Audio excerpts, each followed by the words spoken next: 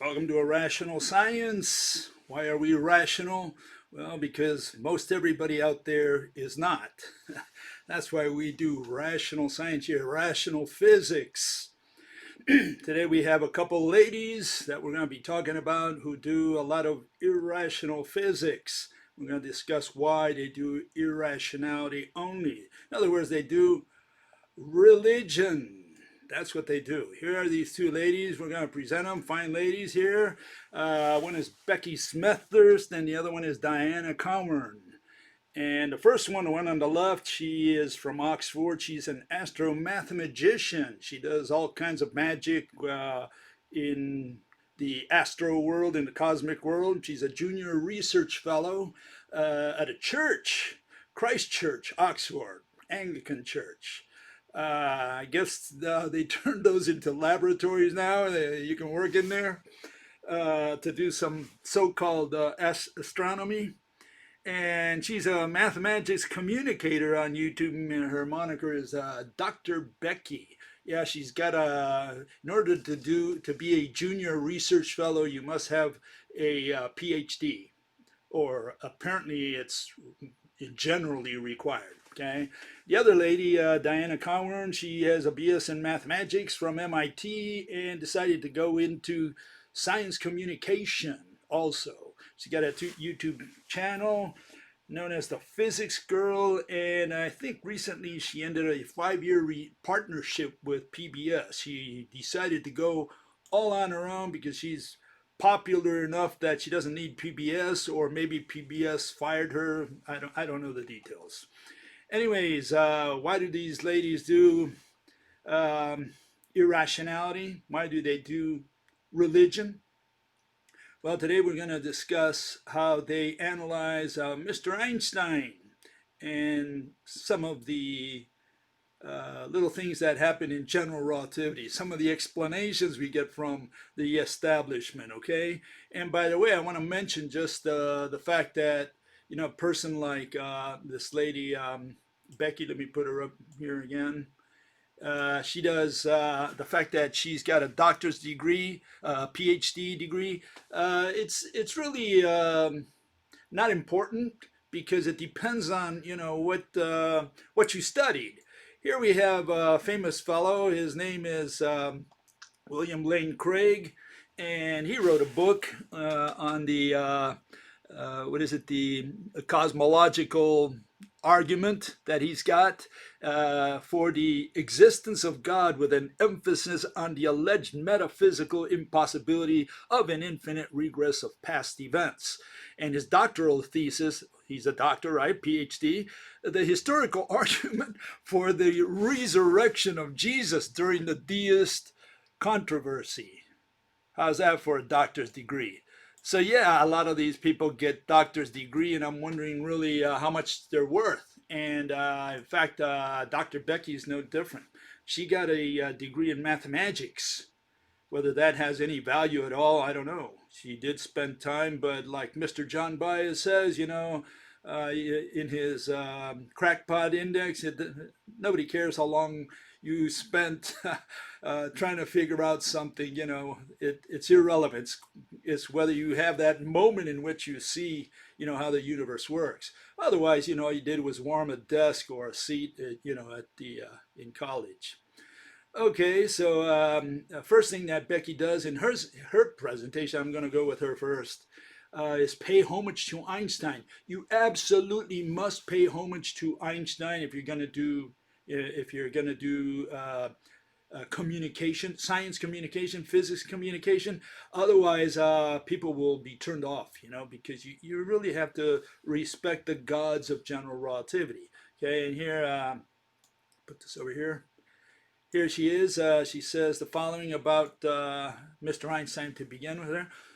One of the things that physicists find ourselves saying all the time is that Einstein was right. Now, how's that for a starting point? You got to say that Einstein was right. You can't say that Einstein was wrong, because otherwise you got a big problem with a lot of people, okay? His theory of general relativity is the best description we have for how gravity works. Well, she already starts with a contradiction, okay? Theory is an explanation. She's talking about the best description. So how can we have a theory that is a description and confuse that, with the fact. Let me get something here, right here. How can we have a description and call that a theory? If someone asks you how something happened, you're not going to say, well, it happened 1 + 1 = 2. What do you mean 1 + 1 = 2? Is that your theory? Yeah, that's my theory. No, that's not a theory. A theory is an explanation of something. You got to explain how something happened, especially in physics. And so we have a problem here because she talks about theory of general relativity, and she says it's the best description. So obviously she did not learn that in science school, wherever she studied. I guess she studied at that Oxford monastery or whatever. So yeah. Every test we put it through, it passes with flying colors. We don't test theories in science, in physics, because testing just means you want to prove to yourself that you're right, or you want to prove to someone else that you're right. And in science, we don't prove, and therefore we do not present evidence to convince, persuade, convert, and recruit people. They do that in Sunday school, maybe at Oxford Christ Church, maybe that's where they do it, but not in science. We don't do that in science. So she says, so does that mean that we can just pat ourselves on the back because the job's done? You got to leave a little room for the new generations, because if Einstein did it all right and figured it all out, what's there for anybody else to do? We're done with physics. So they have to leave that door open and say, well, we don't know everything. Oh, we don't know everything. I thought we did. I thought Einstein was right and proven right, and everything's peachy with Einstein. And here they say, well, he was correct. He was right. He was true, right? But he's not quite there yet, So that's that little bit that they have job security with, right? And it says, no, we are still testing gravity. We're coming up with different theories of gravity. So what is a theory? Let's find out what a theory is, because apparently this lady is very confused in what a theory is. Okay, let's find out what a theory is. Theory, it says in science, this is not from me, by the way, in science, an explanation or model that covers a substantial group of occurrences in nature. And I would put a period there, but they continue because these are mathematical notions that have been introduced into science, which have no business in science. Says, has been confirmed by a substantial number of experiments and observations. By whom? By the Vatican? By the Dalai Lama? Who confirmed this? Here we're talking about confirmation. Confirmation is an issue of belief, not an issue that concerns science. In science, we explain a mechanism, we show it on the screen objectively, and once we understand it, that's it. Then you can believe in it or not if you want. If you want evidence, you can go and get evidence, run your own experiment, try to convince yourself or convince others. That part is religion. Science ends at explanation of an objective mechanism. That's it. Once you visualize the mechanism, once you see it, you're done. That's the science part. Now the rest is religion, belief, opinion. Okay? A theory is more general and better verified than a hypothesis. Absolutely not. Okay, that's only in the religion of mathemagicians that they do that, where they verify and they say, well, this is more people voted for this than for that other one. So that one's still not a theory. This one's a theory. And when everybody raises their hand, we call it proof. It's been verified to exhaustion. Everybody believes in it. What? Believes. Until a new one comes around and says, well, you were all wrong. Maybe we all believed in the flat earth at some point in time in the past, but then slowly we got away from that. What was truth then stopped being truth later on, which again, it means all we did was change opinions. It's not that the flat earth was proven and it was guaranteed. It was that at the time people believed that it was flat, and they had all kinds of evidence and proof and experiments to show that the earth was flat. So no, we don't do experiments, we don't present evidence. But this is what this lady was taught. And she just repeats it, just regurgitates it, like a poem. Okay? And no, hypothesis is not what it follows here. I put that in there because it says verified, better verified than a hypothesis. Hypothesis, a proposition or set of propositions set forth as an explanation. No, a hypothesis is not an explanation for the occurrence of some specified group of phenomena, either asserted merely as a provisional conjecture to guide investigation, working hypothesis, or accepted as highly probable in the light of established facts. None of that has anything to do with a hypothesis. In fact, you'll find many synonyms of hypothesis, among them assumption, prediction, asking a question. There's all these synonyms for hypothesis, and people don't really know what a hypothesis is because it's got like 10 different notions of what a hypothesis is. A hypothesis is an assumption. And what does it include for rational science? It includes the objects you're going to introduce for physics, the ones you're going to put on the screen, includes the definitions, and of course it includes the initial scene. We need to know where you started, to do your theory, okay? And your theory had better follow from the hypothesis. Okay, this lady continues. She begins with Einstein's equation. She does a very quick analysis that really glosses over a lot of stuff, but in a way it's not so important. I'll show you why. She says what the tensors do is mathematically describe how space is curved by an object with mass. That's all she says, and essentially that's all that you really need to know about this entire equation, which is Einstein's equation, okay? The left-hand side of the equation of the equal sign, okay, it talks about the curvature of space-time. The one on the right talks about mass and energy. And if we follow Mr. John Wheeler, he tells us that mass tells space-time how to curve and space-time tells mass how to move. And that's essentially what this equation does. Do you see an explanation of anything in there? No, obviously you'll never find an explanation in all of mathematical physics except the irrational ones, right? But I mean, rational explanations, you won't find them there because all of their stuff is just math, equations. Equations have nothing to do with physics. Physics is physics and math is math, and never the twain shall meet, okay? So one thing is an equation that says, well, space is curved, and mass tells space how to curve, and then once space is curved, which is like a circular argument, once space is curved, it tells mass how to move. Great.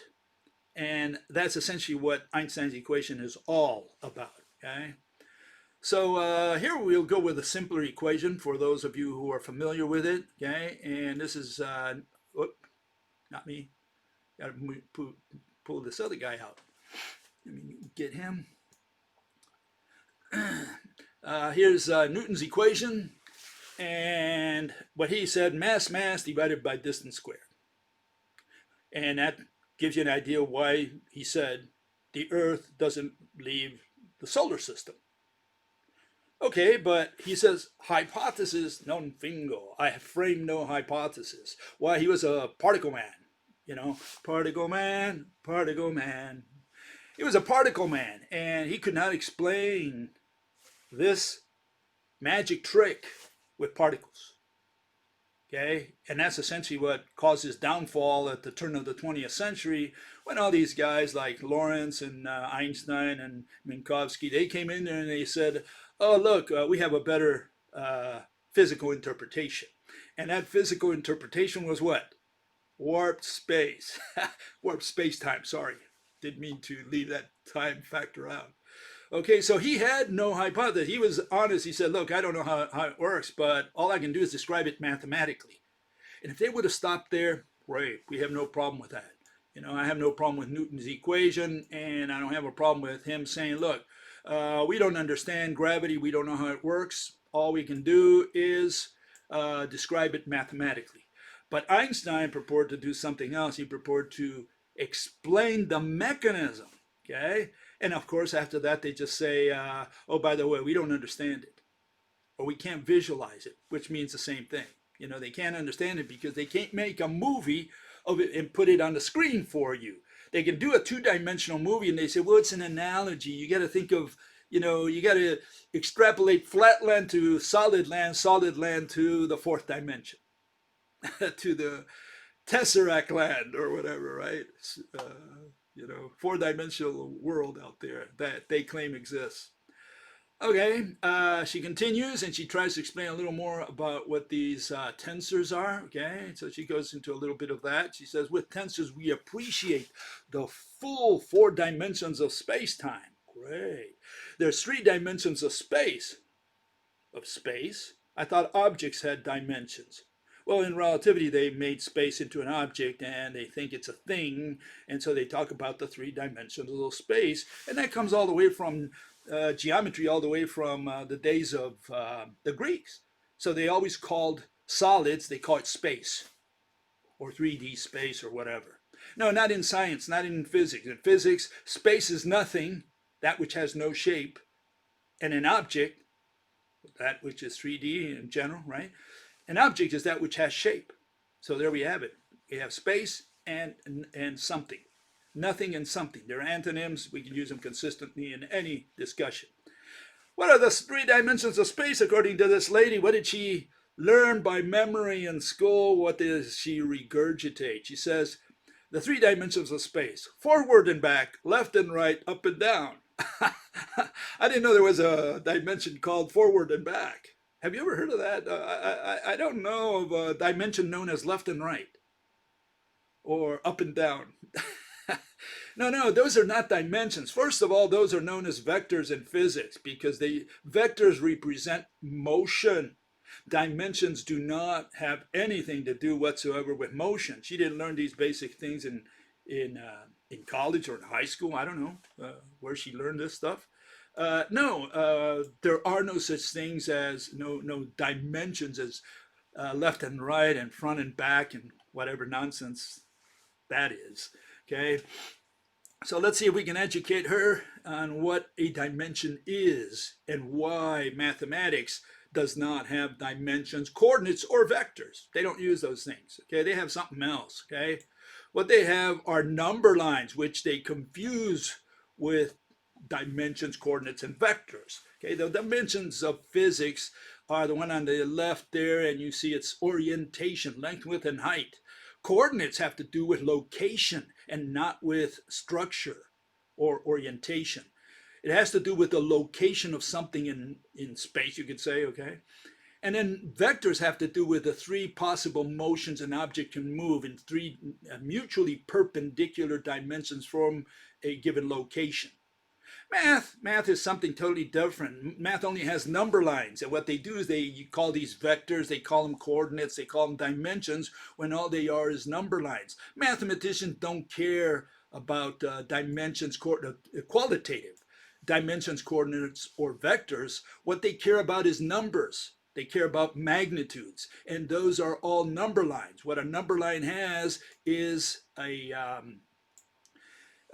has magnitude, but it has no direction. And people see that little arrow at the end of the line and say, oh, there's direction. No. You can put the number line in any direction you want because a number line has no direction. Number line just says that numbers increase or decrease or whatever. Number line has nothing to do with physics, with the physical notions of dimensions, coordinates, or vectors. Okay? So every time a mathematician pronounces the word dimension, coordinate, or vector, he's going to talk about a number line. Okay? And what they've done in order to, sneak it into physics, they gave magnitudes direction. So now we have a series of numbers that have direction as well. The direction part belongs to physics. The numbers, the number line, that belongs to math. And never the twain shall meet because one is qualitative, the other one is quantitative. So that's how they got messed up with dimensions, coordinates, and vectors. That's how they mixed up the number lines with that. Okay, that's how they got into, they got their foot into physics with that. Okay, because now they're going to talk about dimensions, coordinates, or vectors when they have no business talking about that in the context of number lines. Okay. Then she goes in there and says, well, general relativity is right. It's correct, because in Mathphyz, what is important to them is whether you're correct or not, whether your opinion is right. They don't care about objective explanations that you can see on the screen. If I want to know how the box was pulled by a pulley, well, I make a movie of it. And I say, look, this is how the box went up. I pulled on a rope that was wound around a pulley, and I tugged on that, and that's how the box went up. And you watch it, you see it, and you say, okay, I understand it. Because we all, 8 billion people on Earth, unless maybe you're blind, watch that and say, okay, I understand what happened. The box went up because I pulled on the rope that went through a pulley. That's how physics works. That's not how these people work. They talk about, did I prove it to you? Okay, here's the equation. Let me prove it to you through an equation. What's an equation? A description. It's not a mechanism. Okay, they can't have a theory in mathematics because mathematics does not deal with explanations, and theories are explanations only. Okay, so this lady goes in there again. She has to pay a little homage to good old Einstein. She says, everywhere and every way we've been able to test general relativity, its predictions, astrology, okay, predictions have been right. They're not wrong. They can't be wrong, because if they're wrong, we got a lot of people unemployed up, up there, the high places. No, they have to always be right. And of course, for that, they had to introduce censorship and forbid people to attack the theory of general relativity, the explanation, the physical interpretation of general relativity on the basis of irrationality. They say, well, we know it's irrational, but we don't care about that because that's a physical interpretation, and we don't do that here in mathematical physics. That's on the other side of campus. They do that over there in philosophy of science or philosophy of physics or some ontology course or whatever. No, here what we do is equations, but then why did they try to give a physical interpretation to it? Because otherwise mathematics would be worthless garbage. We wouldn't care about math if it had nothing to do with physics. So they had to incorporate math into physics and create this thing called mathematical physics, which we call mathemagics, because all the explanations, all 100% of the explanations of mathematical physics related to invisible mechanisms, invisible agents, invisible intangible agents like gravity, like magnetism, and so on. They have no explanation, no rational explanation for any of those, okay? So that's why they have to invent, principles like, uncertainty and complementarity and so on. Or what's the other one? The equivalence of Einstein's equivalence, which I discussed in the past. Okay, so everything from planet orbits to pulsars to black holes to gravitational wave, it's all evidence. Evidence, proof. I'm going to convince you. I'm going to persuade, recruit you. Evidence in favor of Einstein's theory of general relativity. Okay, says those equations that he came up with are thought to govern everything from the expansion of the universe to the behavior of black holes to how gravitational waves move through space to the formation of every single structure in the universe, from the smallest planet to the biggest galaxy to the biggest clusters of galaxies. Okay, so what is that gravitational waves? What the hell is that? How can they move through space? If here you have it, okay? If gravitational, well, a wave of any kind, if space is the black stuff, I don't know what the particles are, but the particles, they say, are the space. They say that space is made of particles. Okay, and I don't know what gives shape to each one of their particles. If the particles are space and space has particles, so we have a little problem there. But then what is the wave? Well, the wave is not a separate entity that moves through space like she says there. No, it can't be. if that wave came over here, it's the vibration of the ether, which is all those particles which make up space, which is space itself. So it's space itself which is vibrating, because like when they found these alleged two black holes that collided, and from there they came all they had all these waves comes towards us, which they claimed to measure, and they got a Nobel Prize for that. Okay. What happened? Well, the two things allegedly collided. What did they vibrate? What was it that was waving all the way to Earth? Was it the particles? Was it the space itself? What was vibrating? We need to identify that thingy. And see, they don't do that. So she talks about waves going through space, like if space were something else. No, it's the vibration of space itself according to general relativity. So it's space which is vibrating. So you can't talk about the wave going through space. You can talk about space vibrating or, oscillating or whatever. So that has to be clarified. Of course, they can't make a movie of what they're saying because as soon as they put what I just put up there, let me put that one more time there. Okay, if they're going to put this thing here, right? Well, then you have to identify what you're staring at. What are you staring at? Are you staring at the ether? Are you staring at space? Are you staring at particles? Are you staring at a wave? What is that? What do you mean the wave went through space?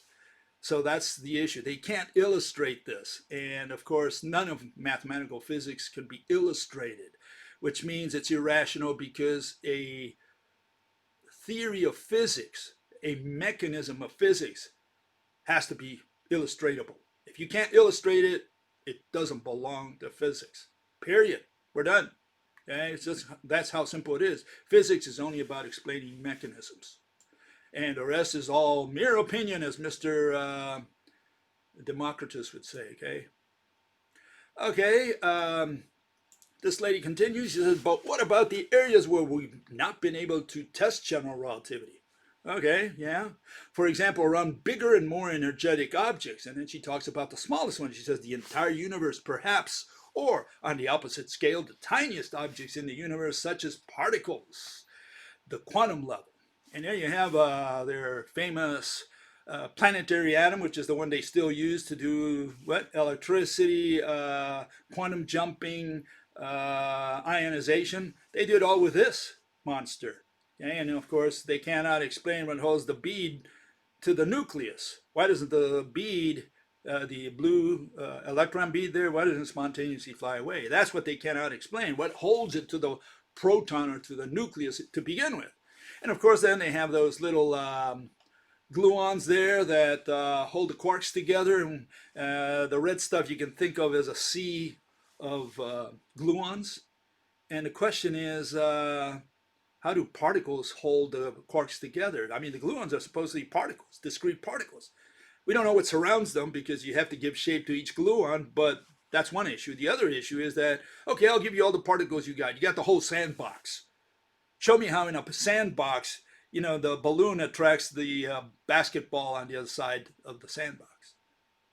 Show me the mechanism. How do you do it with particles? Okay, and yeah, what they do is they say, well, we're going to try to introduce general relativity into the particle world, and that's known today as string theory. String theory is trying to merge quantum mechanics with general relativity. What they say is quantization of space-time. Look at the little points. In fact, nothing's really changed because space-time has always said that space-time itself is made of points. It's made of events. What's an event? A point in space-time. It's a, circular argument. Okay? What constructs space-time is a bunch of events, and each event is a point in space-time. And what is a point in space-time? Well, it's one that you locate with 4 coordinates or really 4 number lines, right? And you locate it with 4 number lines. And that's gives you 4 coordinates, and that gives you the unimaginable space-time that they're talking about. Always unimaginable. Everything in mathematical physics is unimaginable. They've given up on that, like Mr. Feynman said.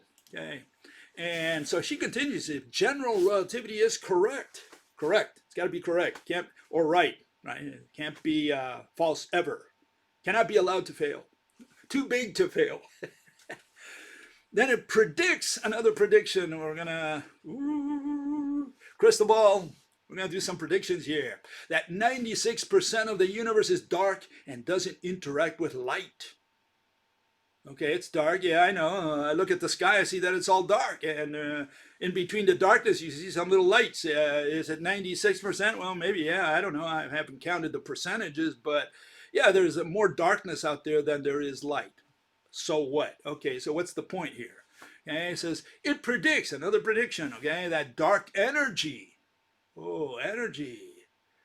Energy is the same energy that Mr. Feynman says, you know, us mathemagicians, we have no idea what energy is. Said it in the Feynman lectures. Okay, so he said they don't know what energy is, but it's all made of energy out there. 70% of the universe, and we don't know what it is. Of course, you don't know what it is because energy is not a what. You know, you can say the universe is made of I don't know, rocks or horses. That wouldn't make sense, because more sense than this at least, because you can imagine a bunch of horses, you know, making the whole universe. Okay, fine. But when you say it's made out of energy, it's like saying it's made out of love. What do you mean it's made out of love? What sense does that make? And then she said, well, we don't know what love is. Yeah, I know, because it's not a what. Love is a concept. It's a dynamic concept, and so is energy. So you can't talk about energy because energy is a mathematical concept that they introduce in an equation. And they can't put a horse in an equation. They can't put a rock in an equation or a tree.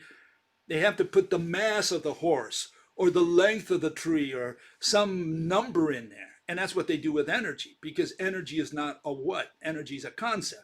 She never learned this in however many years she studied to get her PhD. Okay? It is this mysterious force or energy. Yeah, it's got to be mysterious, okay, because you can't imagine it. That's acting against gravity to cause the expansion of the universe to speed up. Well, yeah, universe is a concept, so the concepts don't expand, okay?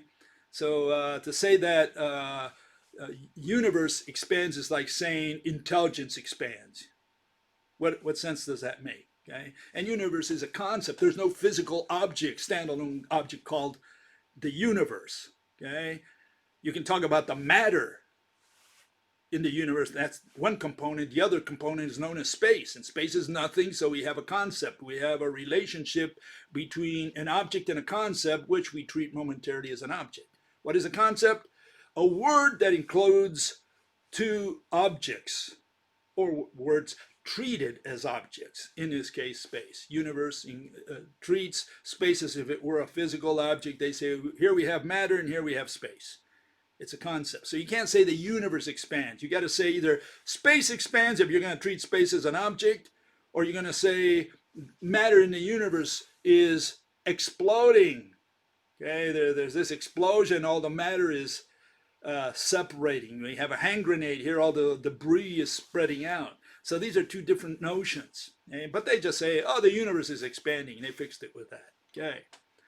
Okay, then the other chunk of the universe is dark matter. Ooh, dark matter. It's always dark. Racism. That's what I call it, racism. Okay? There's so much evidence for dark matter. It's all just gravitational in nature. That is, we don't see it. Okay? We have evidence, but we don't see it. It's like the air. You know, I have evidence of air because I move my hand. At least I can touch it. Here you can't see it or touch it. Okay? Keep that in mind. Okay? We don't see it with our eyes necessarily, but we see its influence due to gravity. They see these things indirectly. They say, this is what we do see, and we call what caused it dark matter or dark energy or dark people. I don't know, whatever. They invent these concepts and they say that's what's moving it. Well, no, the way it works in science and physics, you got to identify that object. You got to show me a picture of it first. Then you can tell me that this is what moves that one. It's not an issue of evidence. It's an issue of please draw it so that we can see the mechanism. What the hell are you talking about? What is this dark matter? She says, we don't know what it is. She's got to tell me what it is. Especially if she's going to say that there's a lot of evidence for its existence. Then she's got to put it on the board. This is like saying, God is what moves everything. Okay, can you draw God? Oh, I don't know what he looks like because, I've never seen him. I've never had contact with God. Well, no, draw God, and then then you can show me with his hands how he pushes things around. Then I can understand the mechanism. But if you say, well, God is this concept, this unimaginable being, all you're doing is putting it beyond reason. And that's what these people do with all this. Okay? They're talking about the influence, the indirect impact that whatever's out there has on the visible things. And they infer, they surmise that there's something out there, and they call that dark matter. But see, when we come to the conference and give the presentation, the dissertation, you got to stand up there with a microphone and say, okay, let me tell you now what dark matter is, what I propose it is. It's this, and you point to it. And people are going to see something on the screen and say, oh, I see what dark energy is, or dark matter, or whatever, dark whatever. It's all dark. Now you can see the mechanism. You see, okay, I see that this is pushing that, so I can see how the universe is expanding or whatever. But until you identify the physical object, what the hell are you talking about? This is the problem. These people do not identify it because they don't know what they're talking about. Okay, so what is this dark thingy that they found? Well, this is just a quick version, the Bill Gates version. I don't call it dark matter, I call it dark kilograms. Okay, dark kilograms. Why? Because they're light there, because all the kilograms, I had to put them as a contrast against the black space in the background. Okay, yeah, what they found out is that galaxies don't rotate like the solar system. Solar system, Pluto takes a long time to go around the sun, 248 years, Earth years, whereas, Mercury takes, 88 days? So this guy goes real fast around the sun, Mercury, and Pluto takes a long time to go around. That's not what happens here. Here, the stars on the outer side of a galaxy move faster, or at least as fast as the ones on the inside. And that violates Newton, it violates Einstein, and another guy named MOND, who I'll talk about in a second here. It violates everybody's equation. So they had to cheat. And they say, well, the only thing that could be causing it is gravity. That's the only thing they could think of, gravity. And if it's gravity, okay, fine. What they had to do is sprinkle kilograms on the outside of the galaxy. And they say, with this ad hoc invention, right, we can explain how a galaxy sticks together and more or less turns like, a carousel, all at the same time, more or less. Some stars on the outside go faster, fine. But I mean, the galaxy rotates, as if it were a single disk, as if it were all interconnected. Like in the rope model. The rope model, all atoms are interconnected, all stars are physically interconnected. That's why a galaxy rotates as a single disk. There's got to be a physical connection between stars, between atoms, in order for this to happen. Instead of that, they say, no, it's got to be it's got to be some mass that's on the outside. Okay, it's got to be some mass that's on the outside that's holding it all together. Okay? I just got a call on from my wife, so I better behave now. Okay, the wife's on watching probably. Okay.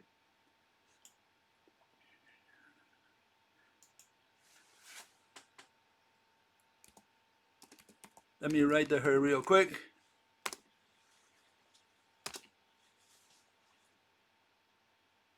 Okay. Okay, let me continue here.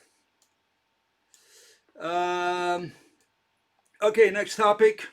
This lady continues, and she says the following. She says, so all those things, dark energy, dark matter, really do raise the question of whether general relativity that has served us so well so far on all scales we've been able to test it on is maybe not the full picture, because there are things that they claim that maybe general relativity, maybe Einstein's equation does not answer completely, okay, especially at the atomic level and maybe at the grand level beyond what we can see.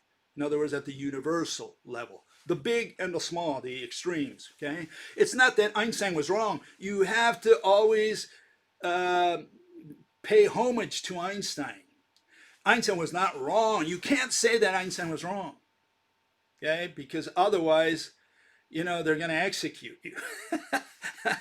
Just like Newton wasn't wrong. Newton wasn't wrong either. None of them were wrong. None of them ever can be wrong because a lot of people would lose their jobs if these guys were wrong, okay? It's just that in the scales that we're looking at, it just maybe needs modifying slightly, okay? So now what the new generations will be working on for the next gazillion years will be on modifying what little Einstein left for them. Just the modifications, just tweaking that equation back and forth until, kingdom come. That's what they do now. That's how they make their bucks. Okay? She does propose, says, well, there's a lot of alternative theories that people are working on. I don't want to call them alternative because alternative theories are used to, demean, to laugh at people like the electric universe, which I agree with them. I would laugh at the electric universe as well, or the etherists of John Chappell's Society and Ken Wheeler and all these other guys who come up with all these weird theories. And so they laugh at them and they call those alternative theories. So these are not really alternative theories. They're like branches from the mainstream, okay? But branches which bother the mainstream, but they say, see, we have all these theories that are challenging us, but we've always been able to reject them because they have no place under mainstream. But it was good that they came to challenge us, okay? So that's the idea. They want to say that there's a scientific debate. No, there isn't. No scientific debate because it's pure censorship, okay? And one of them is MOND, M-O-N-D, okay, modified Newtonian dynamics. And another one is the possibility, right? Add a new gravitational field to general relativity, like a fifth force, okay? They have these four horses of the apocalypse in mathematical physics in general. They have the electromagnetic horse, the gravitational horse, they have the gluon horse, and they have the weak horse. They're all the four horses, as I call them, of the apocalypse. And they say there could be a fifth horse, okay? That's the one that hopefully wins the race, okay? And so they could modify the equation by putting this little new force that could be out there. It's just a modification of Einstein's equation. And another one is to add extra dimensions, which is what string theory essentially does, okay? Okay, but she begins to reject some of these. She says this one, for example, MOND, okay, proposed by this fellow, Mordechai Milgram, and I'm just going to go real quickly over it. You see those A's there? It's Newton's equation, and it's multiplied by this factor, and it's got the A on top, A on the bottom. But this guy proposes that there's a different acceleration for things that could replace the dark matter out there, and that could cause the same effect, okay? This is what he proposed, and what happened to him? Well, he had no success, okay? He had no success, and this was why, okay? Or this is what she says at least, says that MOND predicts that gravitational waves should travel at different speeds than the speed of light. But in 2017, we detected the exact same object at the exact same time, a burst of light and gravitational waves, suggesting that they travel at the same speed. And that was a huge blow for that theory. So that was the end of Le Monde. Okay, that was the end of him. Okay, or at least apparently this is what the establishment considers, that MOND is dead, and I guess I'm sure there's a lot of people still doing MOND out there and who believe in that stuff. Okay, and here's the other one, the string theory, and her opinion on this is gravity is governed by the exchange of particles. Actually, it's a string called the graviton. Okay, that's under string theory, okay? To work, string theory needs 10 dimensions, but not the 4 of space and time that we're familiar with. Well, I don't know if she's familiar with it. I only recognize 3 dimensions, length, width, and height. I don't know any other dimension other than that. Time is a number line, not a dimension. And in fact, that's all that mathematical physics has, number lines. And then she says, the issue with string theory is that it doesn't give you any explanation for dark energy. It can't reduce any sort of repulsive force that could explain the accelerated expansion in the universe. Okay.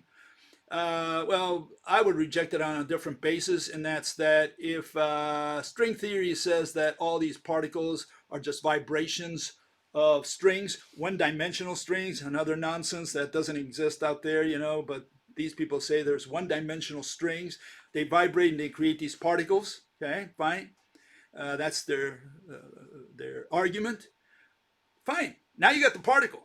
Now explain how the particles pull, how the particles cause attraction. Okay, that's all you got to explain. Just explain the mechanism. In fact, don't explain it. Keep your mouth shut.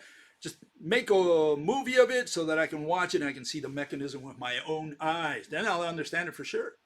Okay, so all you got to do is explain, how particles produce accelerated or acceleration, gravitational acceleration in the direction of another object. That's what you got to explain. Very simple. Okay, so once they explain the mechanism, we'll all understand it. And again, all they have to do is make the movie. If you can't make a movie of it, you don't have a theory of physics. You have a theory of mathematics. Okay, and how does she end? Well, if she rejects all these other competitors within mathematical physics, she says, so our best theory for how the universe works is still one where general relativity is the best description.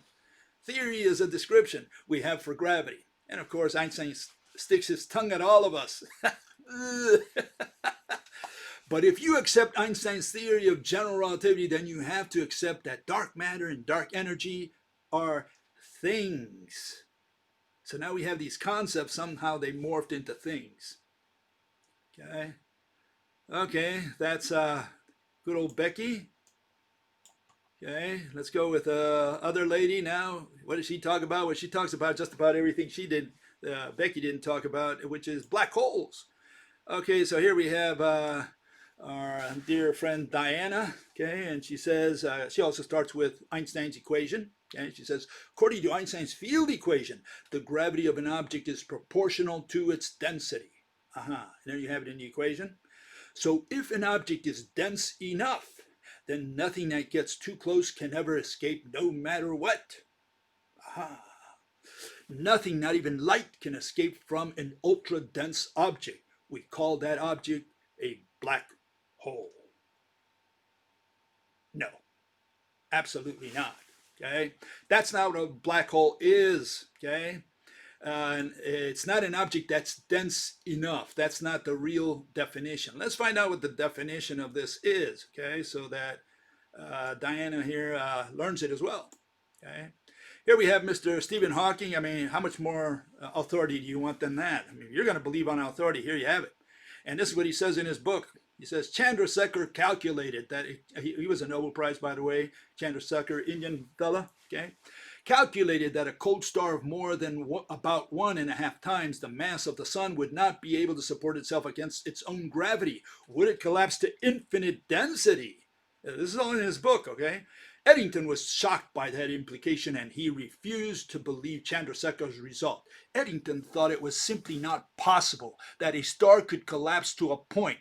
Einstein himself wrote a paper in which he claimed that stars would not shrink to zero size. Okay, that was the issue.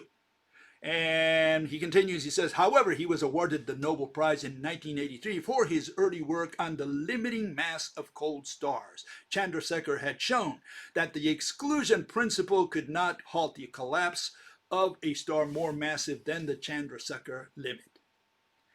So that's about as much authority as you can get, right? I mean, all these people believe in authority. There you have it, okay? More authority than Stephen Hawking, okay? And so here's another couple evidence, proof, so that we can convince you, do a little religion here, okay? Persuade you, recruit you. Zero dimension. Leonard showed, and he wrote a paper, this guy Leonard, showed that black hole radius is 0. I mean, how much more proof do you want than that? He showed in his paper, and when he was published, right, that a black hole's radius is 0. Okay? Scientists now refer to an object with 0 volume, but all of its mass as a singularity. That's what a black hole is. So this event horizon that forms allegedly the region of influence of what? Of a singularity, which is infinite density because it has no volume whatsoever. There is no size.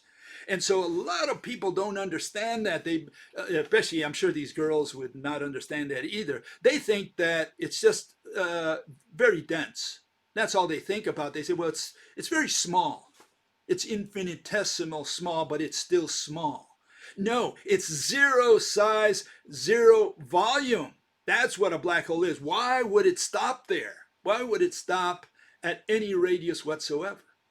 And then, see, it never comes to their mind. They say, I mean, if I have a star that's humongously big, and let's make it even worse. Let's assume that the star turns into a black hole. Let's concede that.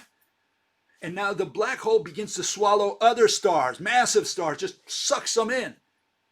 Well, with all that mass going in, they're being crushed out of existence because that's what black hole does, crushes matter out of existence.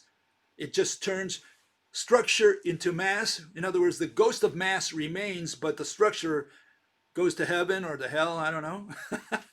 And so you have more and more mass. At some point, the mass is so great that there can't be any structure in there. So there is no structure, there is no size, there is no radius, there is no diameter. Did I miss one? There is no nothing. That's what a black hole is, a nothing. That's only got mass, a mathematical concept. It's like there's no elephant, but the 5 tons are still there. So, you know, he walks into the china shop and hits everything. You don't see anything because there's nothing there, but it's the mass that's doing it. That's what these people are saying. They're dealing with ghosts, with spirits, but they don't realize that they've been so brainwashed, they don't even know what they're saying anymore. Okay? And that's why I like to point this out. Okay, here's the mass circularity. What is mass? Okay, well, if you ask anybody on the street, anybody who took high school, they'll say mass is the quantity of matter. Okay, and a black hole crushes all matter out of existence. So what is a black hole made of? They say it's made of mass. So we have a circular argument. You know, we have black hole is made out of mass. What is mass? Quantity of matter, or a measure of quantity of matter. Okay, that means it's got some matter in there. No, matter. The black hole crushes all matter out of existence. That's what these people are saying. Okay, so the first thing you have to absolutely fight is the issue of how big black hole is. Does it have size at all? And the answer is no. And that's where the fight is. Because once you have won that fight, then a black hole is irrelevant. Totally irrelevant. There is no such thing as a black hole because, assuming we concede it, it just disappeared out of the universe, the concept universe. It became space, became nothing. And the only thing they say, well, it's the mass is still there. Why would it be there if you crushed all matter out of existence and mass is the quantity of matter?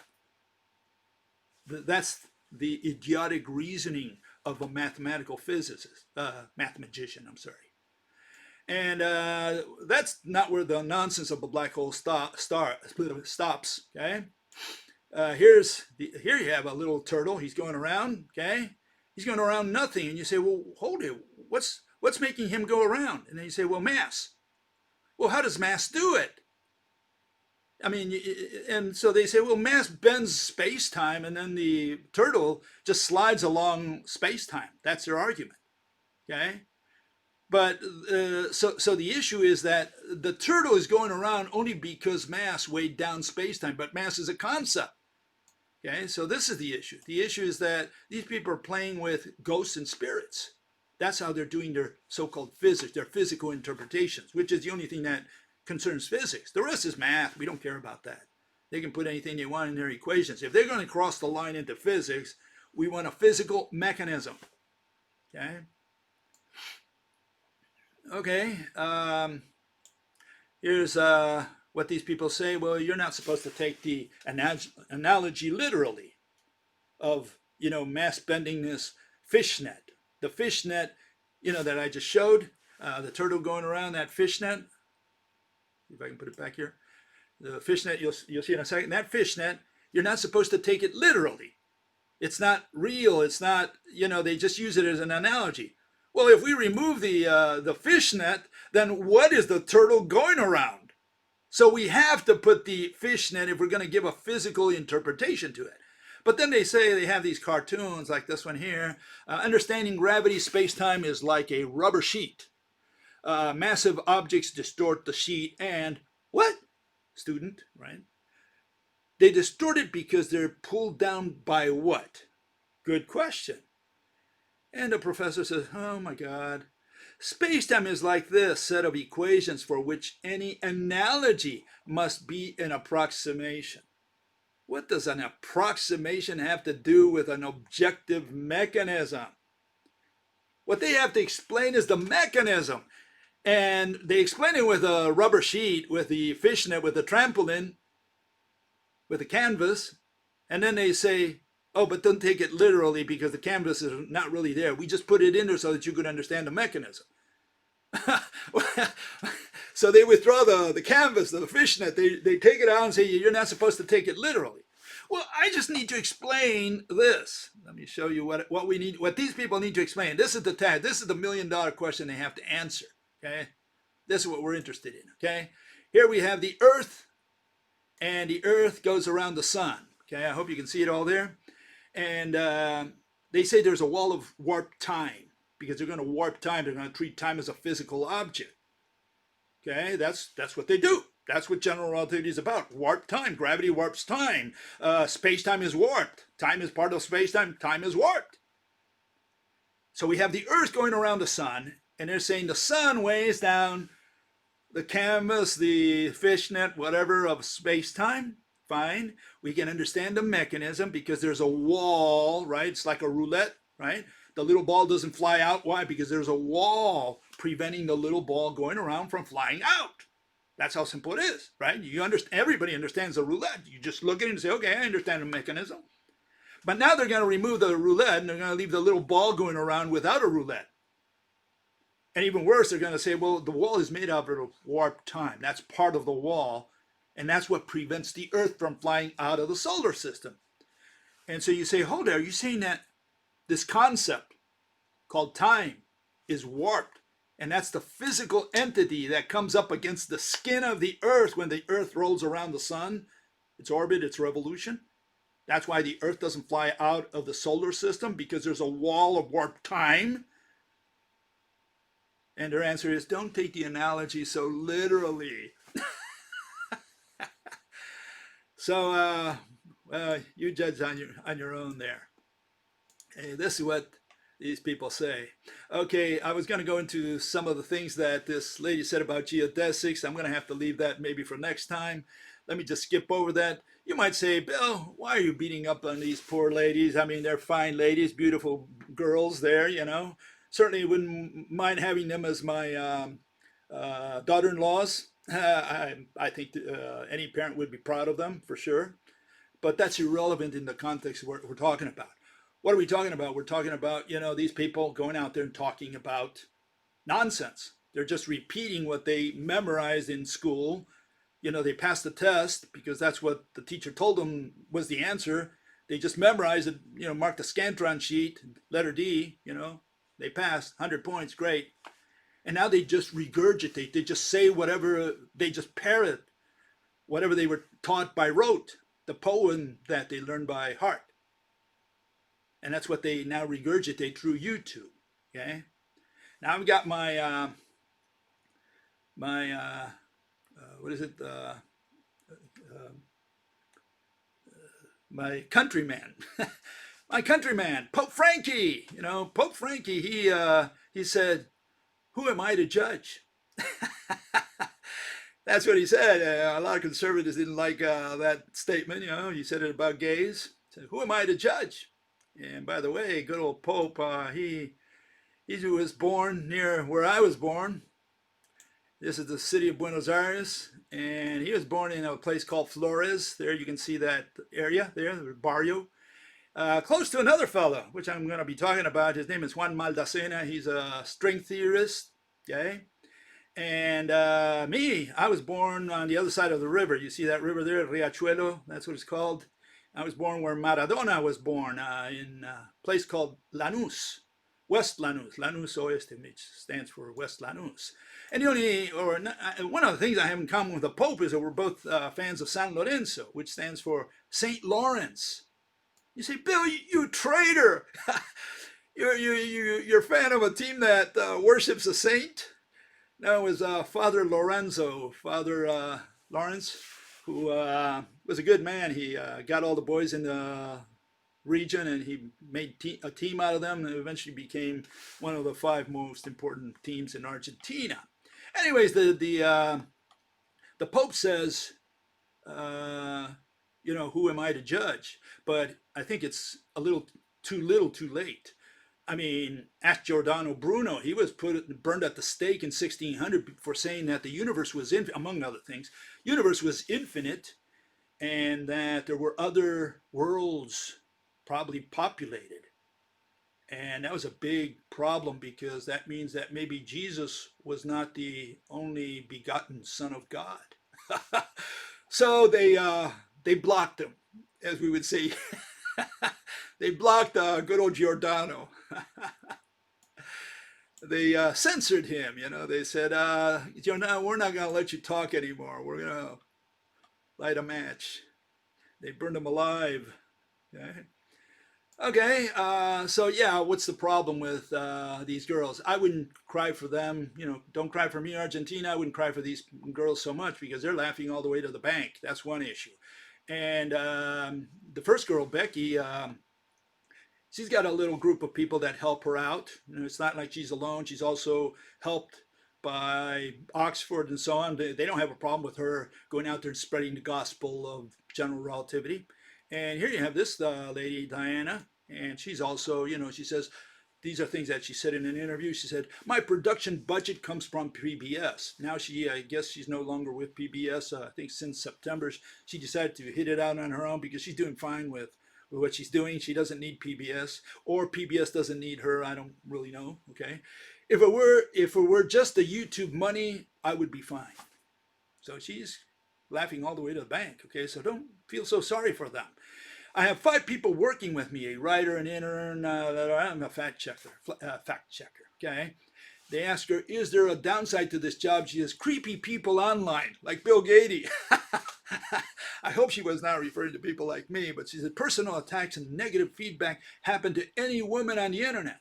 Well, it's not about women. It's not about female. It's not about you being a girl, no, or lady. Yeah.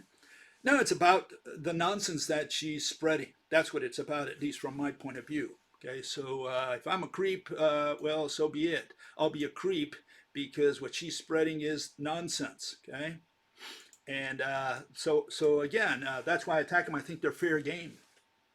I don't cry for these girls because first they're doing fine, and I compliment them for that. No problem. I have no problem with that at all. I'm just worried about what they're spreading, and they're the new generation. In fact, these 2 girls have the age of my youngest son, Hans. So they're spreading this to the new generations. General relativity. One more generation that's going to hear about Einstein, how he was the greatest, celebrity ever, and how he had all this authority. So this is the problem. So no, don't feel so bad about them. Okay. What these girls are this. They are wolves in sheep's clothing. Okay. They have their pretty faces online, and a lot of people just watch them or stay tuned to them. Why? Because they understand what they're talking about. They know all the things that are behind all these statements that they make. No, they go there. They say, well, I'm going to get my, my dose of science this week. Oh, I'm going to watch Diana, or I'm going to watch Becky. So they go in, they tune in, they watch these girls. Do they understand anything about what they're talking about? Of course not, because they don't understand it. So how can the other guys understand it? In other words, they don't have a physical interpretation. So what are they understanding about gravity? What are, especially gravity, right? But light, magnetism, electricity. They don't understand any of the mechanisms. All they do is just regurgitate what the equations say and what they tell the people. They can't talk about equations because people would be tuned out immediately. No, they have to tell them, look, this is the physical interpretation. And all the physical interpretations are irrational. Oh, one's worse than the other one. Okay? And so they say, well, it is so. I mean, they could be telling them angels. They could tell the public about spirits. It wouldn't matter anyway. They said, well, Einstein proved that there are angels. Einstein said that it's angels that carry the earth around the sun. They would believe it as well. They would have no problem with that. Okay? Because it comes from Einstein. You're going to question Einstein? So in a way, I'm ashamed of myself, okay, because I treated these girls as nuns, twisted sisters, right, Phryne? Uh, maybe I'm wrong. Maybe there's something else. Maybe they're more like this. They're cheerleaders, Phryne. Is that what it is? Is that what it's all about? Just entertainment? You know, and so, yeah, I do have a problem with them. I think they're fair game when I attack them, and I don't attack them for them making money, doing a business. That's fine. I love them for that, but not the nonsense that they're spreading. That's where I have a problem with them.